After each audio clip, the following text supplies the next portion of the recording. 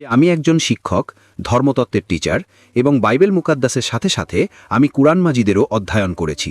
কিন্তু আমি দেখলাম যে সেখানে অনেক এমন আয়াত আছে যাতে বলা হয়েছে যে ইনজিল, তাওরাত এবং জবুরে হেদায়েত আছে, নূর আছে, রাস্তা আছে, সরল পথ আছে। যেমন সূরা মায়েদা, সূরা আম্বিয়া ও সূরা মুমিন রয়েছে। তাহলে যদি এমন হয় তো কেন এমন শিক্ষা দেওয়া হয় যে একদল মুসলমানরা বলে যে যতক্ষণ পর্যন্ত এই 4 কিতাবের ওপর ঈমান না আনব আমরা মুমিন নই, মুসলমান নই। কিন্তু অন্যদিকে কেন এটাকে পড়ে না? কারণ এটা আপনাদেরই ইসলামী কিতাব। আপনারা তো এসব কিতাবের ওপর ঈমান আনা ছাড়া মুসলমান হতে পারেন না। তাহলে সেগুলো পড়েন না কেন? আর আমাদের মাওলানা হযরতগণ কেন মুসলমানদের এসব কিতাব পড়তে নিরুৎসাহিত করেন যে এই কিতাবগুলো আপনারা না পড়েন? এখানে যে প্রশ্নটা করেছেন তিনি একজন খ্রিস্টান, এবং খ্রিস্টান হওয়ার পরেও তিনি আসলে কোরআন অধ্যয়ন করেন, কোরআন সম্পর্কে তিনি জানতে চেষ্টা করেন। কিন্তু জানতে গিয়ে তিনি এমন সব বিষয় জানতে পেরেছেন যেগুলো আসলে অনেক মুসলমানরা অনুসরণ করেন না। কোরআন হাদিসে এমন সব কথা আছে যেগুলো আসলে মুসলমানরা অনুসরণ করে না। তাহলে সে আসলে কি মুসলিম থাকে? যেই মুসলমান হওয়ার জন্য কোরআন শরীফের উপর অগাধ বিশ্বাস রাখাটা খুবই জরুরি। ইমানের অন্যতম একটা শাখাই হচ্ছে আল্লাহ তাআলার প্রতি বিশ্বাস রাখা, রাসূলের প্রতি বিশ্বাস রাখা এবং তাদের গ্রন্থে যে দিক নির্দেশনা রয়েছে সে অনুসারে চলা। তাহলে সেই দিক নির্দেশনা অনুসারে তো অনেক মুসলমানরাই চলে না। তাহলে তারা কি আসলে মুসলমানের পর্যায়ে আছে নাকি কাফের হয়ে গেছে? এই প্রশ্নের উত্তরে ডাক্তার জাকির নায়েক সুন্দর একটি উত্তর দিয়েছেন, এবং এই প্রশ্নটা আসলে অনেক বেধর্মীরাই কিন্তু করে থাকে মুসলমানদের কাছে। চলুন দর্শক, ডাক্তার জাকির নায়েক এই প্রশ্নের উত্তর কিভাবে তিনি দিয়েছেন এবং সেখানে থাকা শ্রোতারা এই জিনিসগুলোকে কিভাবে গ্রহণ করেছেন এবং যিনি প্রশ্ন করেছেন তিনি আসলে সঠিক উত্তরটা পেয়েছেন কিনা, চলুন ডাক্তার জাকির নায়েকের মুখ থেকেই আমরা একটু শুনে আসি। আমি এটা বলতে চাচ্ছি যে আমি একজন শিক্ষক, ধর্মতত্ত্বের টিচার এবং বাইবেল মুকাদ্দাসের সাথে সাথে আমি কুরআন মাজিদেরও অধ্যয়ন করেছি। কিন্তু আমি দেখলাম যে সেখানে অনেক এমন আয়াত আছে যাতে বলা হয়েছে যে ইনজিল, তাওরাত এবং জবুরে হেদায়েত আছে, নূর আছে, রাস্তা আছে, সরল পথ আছে। যেমন সূরা মায়েদা, সূরা আম্বিয়া ও সূরা মুমিন রয়েছে। তাহলে যদি এমন হয় তো কেন এমন শিক্ষা দেওয়া হয় যে একদল মুসলমানরা বলে যে যতক্ষণ পর্যন্ত এই 4 কিতাবের ওপর ঈমান না আনব আমরা মুমিন নই, মুসলমান নই? কিন্তু অন্যদিকে কেন এটাকে পড়ে না? কারণ এটা আপনাদেরই ইসলামী কিতাব। আপনারা তো এসব কিতাবের ওপর ঈমান আনা ছাড়া মুসলমান হতে পারেন না। তাহলে সেগুলো পড়েন না কেন? আর আমাদের মাওলানা হযরতগণ কেন মুসলমানদের এসব কিতাব পড়তে নিরুৎসাহিত করেন যে এই কিতাবগুলো আপনারা না পড়েন? মাশাআল্লাহ ভাই, ইমরানের খুব ভালো প্রশ্ন, একদম ঝকঝকে পরিষ্কার। উনি বলছেন যে কোরআন মাজিদে অনেক জায়গায় উল্লেখ আছে তাওরাত, জাবুর, ইনজিল হেদায়েতের কিতাব। একদম সঠিক বলেছেন, শতভাগ। মায়দা, বাকারা, অনেক জায়গায় একদম সঠিক। উনি বললেন যে যদি আপনারা মানেন এই কিতাবগুলো আছে তাহলে মুসলমানদের মাওলানারা মুসলমানকে পড়তে কেন বলেন না? কারণ এই কিতাবগুলো উপস্থিতি নেই। তাওরাত, জাবুর, ইনজিল উপস্থিতি নেই। এখন যা উপস্থিত আছে তার বিকৃত রূপ। আজকের তারিখে আপনি টিচার, আমি তালেবে ইলম। আপনি টিচার না, আমি তুলনামূলক ধর্মগুলোর ছাত্র। যা কোরআনে লেখা হয়েছে যে ইনজিল আল্লাহর ওহী, আমরা ইনজিলকে মানি আল্লাহর কালাম, বাইবেলকে না। বাইবেল কি? বাইবেল এই শব্দ কোথা থেকে এসেছে? বিবলস শব্দ থেকে। বিবলস মানে বইয়ের বই, সঠিক কিনা? আপনি টিচার, হ্যাঁ, এটা আমরা মানি। এখন আপনি পড়বেন মার্কের সুসমাচার, ম্যাথিউর সুসমাচার, জনের সুসমাচার, লুকের সুসমাচার। আমাদের চাই ঈসা আলাইহিস সালামের। ওটা কোথায়? আমরা ওটা চাই যেটা ঈসা আলাইহিস সালামের উপর ওহী নাজিল করা হয়েছিল। এজন্য মাঝে মাঝে মুসলমানরা ভুল করে। আমি বলি বাইবেল, তো আরবিতে অনুবাদ করে ইনজিল। আমি বললাম ভাই সাহেব, আমি বাইবেল বলেছি, ইনজিল বলিনি। এই বাইবেল যেটা সেটা ইনজিল নয়। আল্লাহ তাআলা বলেছেন যে যত কিতাব আগে এসেছে ওগুলোকে সংরক্ষিত রাখার ওয়াদাই করেননি। কিন্তু সূরা হিজর সূরা নম্বর 15 আয়াত নম্বর 9 আল্লাহ তাআলা বলছেন আমি কোরআন নাজিল করেছি এবং আমি এর হেফাজত করব, কারণ এটা শেষ কালাম। যত কালাম আমি আগে বলে ফেলেছি আমার উত্তরে, যত কালাম কোরআন মাজিদের আগে এসেছে কিতাবে লেখা আছে 4, তাওরাত, জাবুর, ইনজিল, কোরআন। কিন্তু সূরা রাদ সূরা নম্বর 13 আয়াত নম্বর 38 লেখা আছে যে আমি প্রতি যুগে একটি কিতাব নাজিল করেছি। ঠিক, কিন্তু যত কিতাবই কোরআন মাজিদের আগে এসেছে সেগুলো শুধু একটা সময়ের জন্য ছিল, একটি জাতি পর্যন্ত সীমাবদ্ধ ছিল এবং শুধু একদল লোকের জন্য ছিল। উদাহরণস্বরূপ ইনজিল যা নাজিল করা হয়েছিল, কোরআনে লেখা আছে যে ঈসা আলাইহিস সালাম একজন পয়গম্বর হিসেবে প্রেরিত হয়েছিলেন বনী ইসরাইলের জন্য। বাইবেলেও তার উল্লেখ আছে। তো ওটা সীমাবদ্ধ ছিল। তো যখন সীমাবদ্ধ, আল্লাহ ওটাকে সঠিক মনে করেননি যে ওটাকে সংরক্ষিত রাখবেন। আপনি টিচার, ভালো এডিশন এসে গেছে, বইয়ের edition, first edition, second edition, third edition. ভাই সাহেব, টিচার কলেজের, আপনি বলবেন ছাত্ররা ফার্স্ট এডিশন পড়ো, আপনি কি বলবেন লেটেস্ট এডিশন পড়ো, সঠিক কিনা? আপনি বলবেন আপনার ছাত্রদেরকে, আরে ফার্স্ট এডিশন পড়ো। হ্যাঁ, কিছু লোককে বলবেন গবেষণার জন্য। আপনি বলবেন সব বাচ্চারা প্রথম এডিশন পড়ো, কেউ বলবে? পাকিস্তানের কোনো টিচার বলবে? হ্যাঁ কি না? আপনি কি বলবেন লেটেস্ট এডিশন পড়ো? যদি সায়েন্স পড়ান, লেটেস্ট পড়ো। কিছু লোক গবেষণা করে, কিছু লোক গবেষণা করে পুরনো এডিশনের উপর। ঠিক আছে, আমি গবেষণা করি, আপনি গবেষণা করুন কোন পদ্ধতিতে ফার্স্ট এডিশন এসেছে, তো আপনি পড়বেন। আমি গবেষণা করছি, আমি পড়েছি বাইবেল। আমি যদি বলি পুরো বাইবেল পড়ে সময় নষ্ট করবেন না, পাগল পড়া নাকি? আমি পড়েছি। আপনারা কেন সময় নষ্ট করছেন আমি আপনাদের শর্টকাটে বোঝাচ্ছি, বুঝেছেন আপনি? কারণ ইনজিল হেদায়েতের কিতাব কিন্তু ওই সময়ের জন্য, এবং আজ সংরক্ষিত নেই। আজ কত প্রকারের বাইবেল আছে বলো? কত প্রকারের বাইবেল আছে আপনি জানেন? বাইবেলে কতগুলো ভার্সন আছে? বেশ কিছু ভার্সন আছে, বেশ কিছু। আপনার কিছু কত হয়? 1000, 10,000, 100-র কম। 100-র কম ভুল। আমার লাইব্রেরিতে 200 বাইবেল আছে, 240। বাইবেলের হাজার হাজার ভার্সন আছে। খ্রিস্টান পণ্ডিতদের মতে বাইবেলের 24,000 ভিন্ন ভিন্ন পাণ্ডুলিপি আছে, এবং কোনো দুটোই হুবহু এক নয়। 24,000 পাণ্ডুলিপি আছে, 24,000, এবং কোনো দুটোই এক নয়। আমার লাইব্রেরিতে বোম্বেতে 200 থেকে 250 বাইবেল ছিল, 100-র কম কিছু না। কোরআন, আরবি কোরআন কতগুলো আছে? এক। অনুবাদ আলাদা হবে। এটা বাইবেলের অনুবাদ না, ভার্সন। অরিজিনাল পাণ্ডুলিপি ভিন্ন। তো কোনটা পড়তে বলবো আমি ওদের? তাহলে স্যার যেটা অরিজিনাল ওটা পড়ুন আপনি গিয়ে। অরিজিনাল তো নেই। অরিজিনাল এটা তো আপনি বলছেন, আমি বলি না, খ্রিস্টান স্কলাররা বলে। ভাই, আপনি খ্রিস্টান স্কলারদেরই পড়েননি, আর আমি গবেষণা করব তো? অরিজিনাল তো নেই। 24,000 এটা বলতে পারেন এটা অরিজিনালের সবচেয়ে কাছে। আচ্ছা, কিছু লোককে পড়া উচিত, আমি পড়ি তো।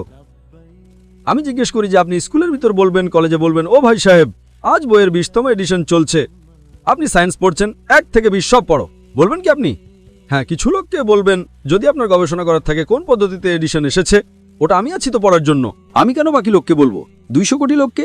আপনি জবাব পেয়ে গেছেন? কারণ এই সব কিতাব পরিবর্তন করা হয়েছে। আমি জিজ্ঞেস, কিন্তু স্যার, কোরআনে তো কোথাও লেখা নেই যে এটা পরিবর্তন হয়ে গেছে। একটা আয়াত কোরআনে নেই যেটা বলে যে এগুলো পরিবর্তন হয়ে গেছে, বরং সেখানে তো পজিটিভ শব্দে আছে যে এতে পথ আছে, হেদায়েত আছে, নূর আছে। এক আয়াত? কি বলছেন? এক আয়াত নেই যেখানে পরিবর্তন হয়েছে? এক আয়াত হাদিসে হবে কিন্তু। এখন আমি বলছি, সূরা বাকারা, সূরা নাম্বার 2, আয়াত নাম্বার 79। فويل للذين يكتبون الكتاب في أيديهم ثم يقولون هذا من عند الله ليشتروا به ثمنا قليلا। ওই লোকদের বলো যারা নিজের হাতে বই লেখে, কিতাব লেখে এবং বলে আল্লাহ থেকে এসেছে। কোরআনের আয়াত এটা। পরিবর্তনের কথা তো বলেনি যে পরিবর্তন হয়ে গেছে। আরে কোরআন থেকে হাত দিয়ে লেখে, ওটাই তো বলেছি না আমি। অরিজিনাল তো উস্থিতি নেই। এই সব যত বাইবেল আছে মানুষের হাত দিয়ে লেখা হয়েছে, আর এর উল্লেখ এই বাইবেলেরই আসছে। এই উল্লেখ যেটা বাইবেলেরই। فويل للذين يكتبون الكتاب في أيديهم ثم يقولون هذا من عند الله ليشتروا به ثمنا قليلا فويل لهم مما يكسبون فويل لهم مما। উনি বলছেন যে বলে দাও তাদের যারা কিতাব নিজের হাতে লেখে এবং বলে এটা আল্লাহ থেকে এসেছে। তারা কেন লেখে? কিছু টাকা কামানোর জন্য। বলে যে সেটা তাদের, এটা ভুল। স্যার, আমি কি কিছু বলতে পারি? না, আপনি বলতে পারেন না। ঠিক আছে। দয়া করে বলবেন না, কারণ যদি আপনি একজন ভালো প্রফেসর হন, আমি আপনাকে 30 বার জিজ্ঞেস করেছি, আপনি বলবেন 4টে এডিশন পড়তে চুপ করেছিলেন।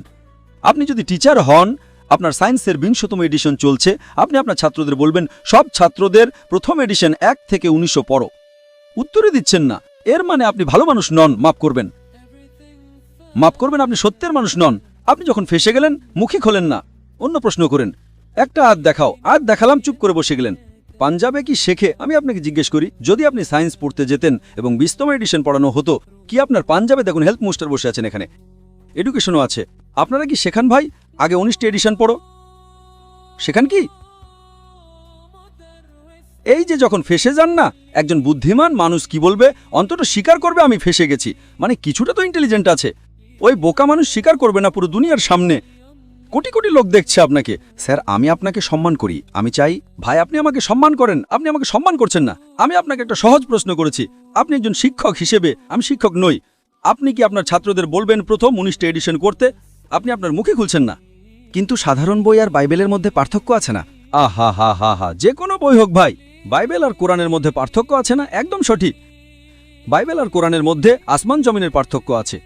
আসমান জমিনের পার্থক্য আছে, একদম সঠিক, একদম সঠিক। তো আমি বোকা নাকি যে মুসলমানকে বলবো বাইবেল পড়ো? হ্যাঁ, যেখানে আপনাকে ডিবেট করার আছে, যেখানে দাওয়াত করার আছে, আমি আপনাকে শেখাবো কোন আয়াতগুলো পড়ার আছে। তো আমরা লোকের সময় নষ্ট করতে চাই না। আপনি যখন ফেসে যান না, বাইবেল ওটার মধ্যে পার্থক্য আছে। কি পার্থক্য আছে ভাই? এডিশনই হয়। তো কোরআনে যা লেখা আছে যে লোকেরা নিজের হাতে বই লেখে আর বলে এটা আল্লাহর কিতাব টাকা কামানোর জন্য, তো আল্লাহ তাআলা তাদের উপর লানত দেন। আর আপনার মতো লোকেরা পরে আর বোকা বনে যায়। আমাদের মতো লোকেরা বিশ্লেষণ করে। আমরাও পড়ি, বাকি মুসলমানরা না। আমি পড়ি, বাকি মুসলমানদের পক্ষ থেকে আমি পড়ি। আমি ফরজে কিফায়া করছি, ফরজে কিফায়া। স্যার আপনার কথা মানবো না কোরআন মজিদের কথা মানবো? কোরআন মজিদে লেখা আছে, কোরআন মজিদে লেখা আছে ভাই। আমি কোরআন মজিদের কথা বলছি। কোরআন মজিদ বলে, كنتم خير أمة أخرجت للناس বলো মুসলমানদের মানুষকে ভালোর দিকে ডাকো। কোরআন মজিদ বলে, تعالوا إلى كلمة سواء بيننا وبينكم এসো ওই কথার দিকে যা আপনার এবং আমাদের এক। যদিও আপনার বাইবেল বদলে গেছে, তবু আমি আপনার বাইবেল পড়ে সাদৃশ্য বের করি। আপনার পাদ্রী যদি কোরআনকে অ্যাটাক করে তখন আমি ডিফেন্ড করি। না হলে আমার যত আপনি দেখবেন আমার বক্তব্য আছে ইসলাম ও খ্রিস্টান ধর্মের মধ্যে সাদৃশ্য, হিন্দু ধর্ম আর ইসলামের মধ্যে সাদৃশ্য। আপনাদের উইলিয়াম ক্যাম্বেল আমেরিকা থেকে বই লিখেছে যে কোরআনে 38টি বৈজ্ঞানিক ভুল আছে। তো আমাকে বাধ্য হয়ে যেতে হলো। আমি তো 2000 সাল, এটা 2000 সাল, আমার বয়স মাত্র 35 বছর ছিল ওই সময়।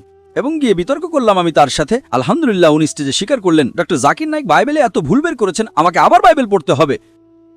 সত্যবাদী মানুষ ছিলেন, আপনার মতো ছিলেন না। তো আমি কি মিথ্যা বললাম আপনার সাথে? আপনি তো অপমান করছেন আপনার ওইসব লোকদের যারা প্রশ্ন জিজ্ঞেস করে। আমি খুব ভালোভাবে প্রশ্ন জিজ্ঞেস করলাম, আপনি আমাকে অপমান করা শুরু করলেন। আমি এটা সাধারণভাবে বলছি যে ভাই আপনি এই যা করছেন না সেগুলো তর্ক করছেন। আমি আপনাকে সুযোগ দিচ্ছি, মাইক বন্ধ করছি না। এত রাত 12:30টায় কোনো খ্রিস্টান মিশনারি ভিসাজের সমাবেশে অনুমতি দেবে প্রশ্নোত্তর করার জন্য? ওরা তো শুধু বক্তব্য দেয়, অপমান করছে। আপনি প্রশ্ন করলেন, আমি জবাব দিলাম কিনা? আপনি বললেন একটা হাত দেখাও, আমি জবাব দিলাম। আপনার এটা তো বলা উচিত ছিল, মাশাআল্লাহ doctor Zakir Naik, thank you. আপনি থ্যাংক ইউও বলছেন না। রাত 12:30টায় হাজার হাজার লোকের সময় নষ্ট করছেন আর বলছেন অপমান করছি। আল্লাহ আপনাকে হেদায়েত দিন, আল্লাহ আপনাকে হেদায়েত দিন। থ্যাংক ইউ বলার বদলে অপমান বলছেন। থ্যাংক ইউ, আপনি আমার প্রশ্নের জবাব দিয়ে দেন, অনেক ধন্যবাদ। ব্যাস, জবাব তো দিয়েও দিলাম আপনার। এক প্রশ্নের না 3টে প্রশ্নের জবাব দিলাম। কারণ বাইবেল এই ইঞ্জিলের বিকৃত রূপ। কোরআনে কোথাও লেখা নাই যে বাইবেল আল্লাহর কিতাব। কোরআনে লেখা আছে ইঞ্জিল। আজ ইঞ্জিল অরিজিনাল ফর্মে উপস্থিতি নেই। আজ যে বাইবেল আছে ইঞ্জিলের বিকৃত রূপ। তার জন্য কিছু মুসলমানদের গবেষণা করা উচিত, আমি করি, এবং পাদ্রীদের সাথে বিতর্ক করা উচিত বড় বড়, যাতে তারা দিনের দিকে নিয়ে আসে। সব মুসলমানের সময় নষ্ট করার দরকারই নেই।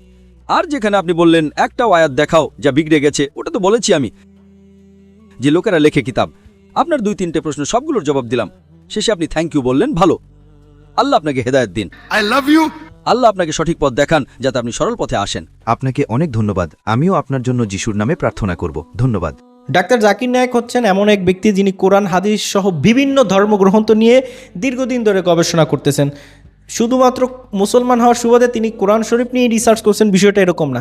তিনি কোরআন শরীফ যেভাবে পারেন, বেদ, রামায়ণ, আরও অন্য যে সমস্ত ধর্মগ্রন্থ, বাইবেল, সবগুলো তার ব্রেনটে সবগুলো জীবন্ত অবস্থায় রয়েছে। অর্থাৎ তার যেই জায়গা থেকে উত্তরগুলো দিতে হবে সেই জায়গা তার স্মৃতিপটে একদম উন্মুক্ত হয়ে যায়। এরপর সেখান থেকে তিনি কেমন যেন দেখে দেখে বলতেছেন। ডক্টর জাকির নায়েকের বক্তব্য যখন আমরা ছোটোবেলায় শুনতাম তখন আমি মনে করতাম যে এটা স্কিপ করা, যে তার কাছে এই প্রশ্ন আসবে এবং তিনি সেই উত্তরগুলো সাজিয়ে নিয়ে যায়।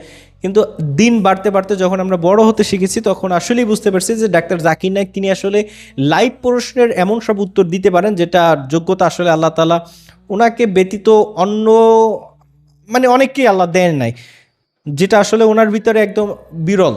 ডাক্তার জাকির নায়েকের এই বিশেষ গুণকে আমি সত্যিই অনেক প্রশংসার নজরে দেখি এবং আমি তার দীর্ঘ আয়ু কামনা করি। আপনিও আসলে ডাক্তার জাকির নায়েককে ভালোবাসেন কিনা কমেন্ট অপশনে লিখবেন এবং আপনিও ডাক্তার জাকির নায়েকের যেই উত্তরগুলো সেগুলো পছন্দ করেন কিনা কমেন্টে লিখে যাবেন। ভালো থাকবেন সবাই। আসসালামু আলাইকুম রহমতুল্লাহ।